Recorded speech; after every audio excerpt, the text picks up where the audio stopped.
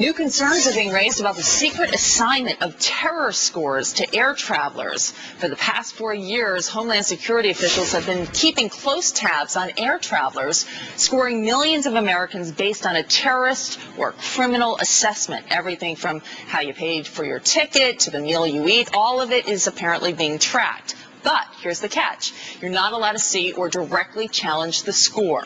The question, is this a violation of your privacy or just the new reality after 9/11? Our next guest will weigh in. Hussein Ibish is executive director with the Foundation for Arab American Leadership, and Herb London is president of the Hudson Institute and professor at NYU. Thanks to both of you for being here. Appreciate it. Nice to be with you. Hey, Herb, let's start with you. How can the scoring system, let's just put aside privacy, but how can the scoring system actually protect us from a terror attack? Well, you buy that?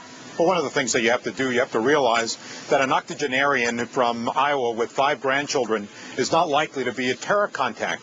And so what you're doing is you're trying to look at the odds and consider who are the people who are most likely to be a threat to the United States or to air traffic.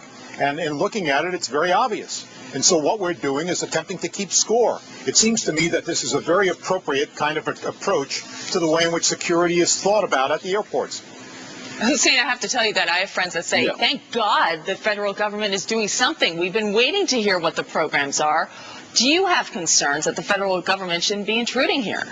Well, I mean, I think that there are legitimately 3 concerns. Of course, it by the way, is necessary to have security, and a system like this might be a useful tool for security, but there are 3 concerns. One is the privacy issue. There is something Big Brother-ish about these huge data mining operations, but if it really is an effective security measure, probably most Americans would live with that. There is a concern about disparate impact, but if it's really been going on for 4 years, or let's say 2 years, we don't really know how long it's been in place at a grand scale, but if it's been in place for a while, then it probably isn't having a disparate impact because no one noticed that disparate impact.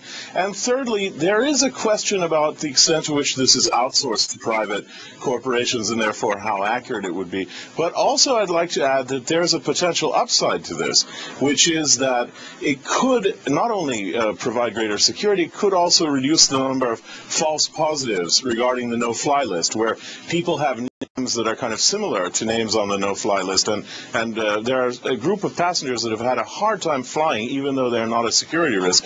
If this system really had a kind of long paper trail for every person, it ought to theoretically reduce the number of false positives, and if it's really been in place for a long time, it's not doing that either. Okay, so, let's get Herb in here. You've been very patient. Well, I think it's very obvious that if you look at the antecedents, it's clear that there hasn't been this kind of adverse effect on the public. By and large, the public is unaware of it, and I don't think anyone's privacy has been terribly interfered with. More importantly, and I think most significantly, if it provides a degree of security, as your guest is pointing out, then it seems to me a perfectly logical way to proceed. I mean, people can talk about the Fourth Amendment and talk about illegal search and seizure, but the fact of the matter is that everyone wants to have a degree of security when they enter an aircraft.